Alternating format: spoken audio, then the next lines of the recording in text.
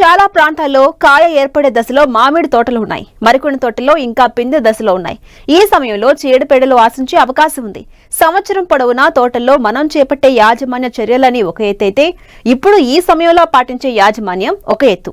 కాయ ఏర్పడే దశలో రైతులు ఎలాంటి సమగ్ర సస్యరక్షణ చర్యలు చేపట్టాలో తెలియజేస్తున్నారు బెల్లంపల్లి కృషి విజ్ఞాన కేంద్రం శాస్త్రవేత్త నాగరాజు.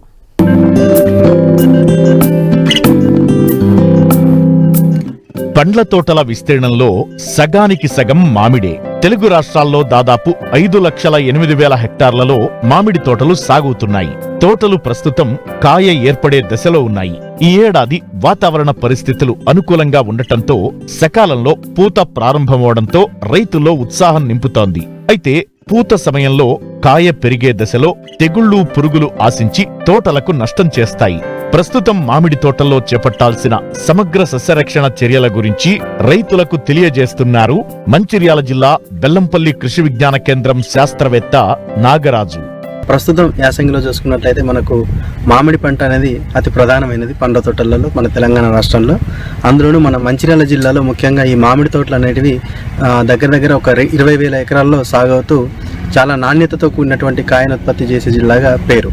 అలాంటి మామిడిని సాగు చేసేటువంటి రైతులు ప్రస్తుతం కాయ ఏర్పడే దశలో ఉన్నటువంటి ఈ మామిడిలో సమగ్ర సస్యరక్షణ చర్యలు కనుక పాటించకపోతే మనకు దిగుబడులు అనేటివి, అంటే చీడపీడలు ఆశించి దిగుబడులు అనేటివి గణనీయంగా తగ్గేటువంటి అవకాశం ఉంది. కాబట్టి రైతు సోదరులు ఎప్పటికప్పుడు చీడపీడల ఉధృతిని మనం గమనించుకుంటూ ఈ మామిడి సాగు చేపట్టవలసి ఉంటుంది.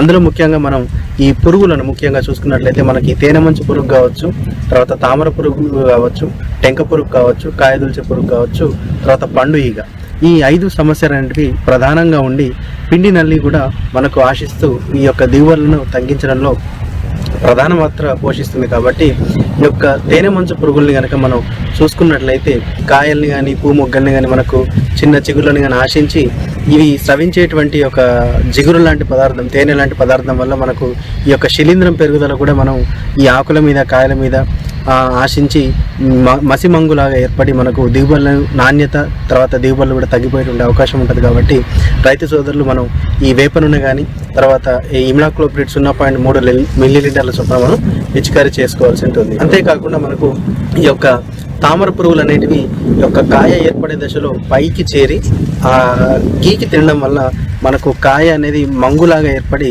నాణ్యత అనేది దెబ్బతినేటువంటి అవకాశం ఉంటుంది. కాబట్టి రైతు సోదరులు తామర పురుగుల్ని గమనించిన వెంటనే మనం లీటర్ నీటికి పిప్రోనిల్ 2 మిల్లీలీటర్ల చొప్పున లేదా ఎసిపేట్ అనేటువంటి క్రిమి సంహారకాన్ని 1 లీటర్కి 1.5 గ్రాముల చొప్పున కలుపుకొని పిచికారీ చేసుకోవాల్సి ఉంటుంది.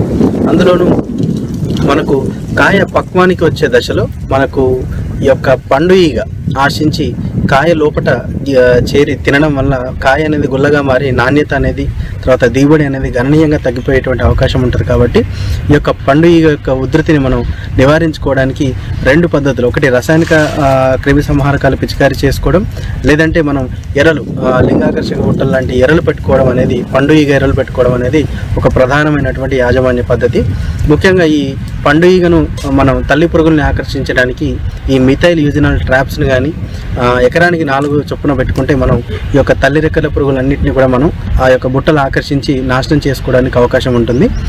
ఒకవేళ ఈ బుట్టలు మనకు అందుబాటులో లేని వల్ల ఈ యొక్క 200 గ్రాముల బెల్లాన్ని ఒక 50 మిల్లీలీటర్ల మెలాథియాన్ అనేటువంటి రసాయనంతో కలుపుకొని 2 లీటర్ల మిశ్రమాన్ని కలుపుకొని మనం ఈ యొక్క చిన్న చిన్న పల్లెలలో కానీ మూతలలో కానీ పెట్టుకొని మనం చైన్లో పెట్టుకుంటే ఈ యొక్క పండు ఈగ, తల్లి రెక్కల పురుగులన్నీ కూడా ఆకర్షించబడి ఆ యొక్క మిశ్రమంలో పడి చచ్చిపోయేటువంటి అవకాశం ఉంటుంది. కాబట్టి ఈ యొక్క పండు ఈగ ఉధృతిని మనం ఈ విధంగా నివారించుకోవాల్సి ఉంటుంది.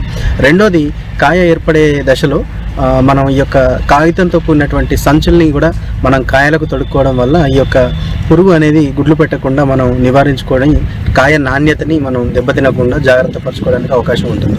తర్వాత రసాయనిక క్రిమి సంహారకాలు చూసుకుంటే మనం డైమిథైట్ 1 లీటర్కి 2 మిల్లీలీటర్ల చొప్పున కలుపుకొని మనం పిచికారీ చేసుకోవడం ద్వారా దీని యొక్క ఉధృతిని చాలా వరకు అదుపు చేసుకోవడానికి అవకాశం ఉంటుంది.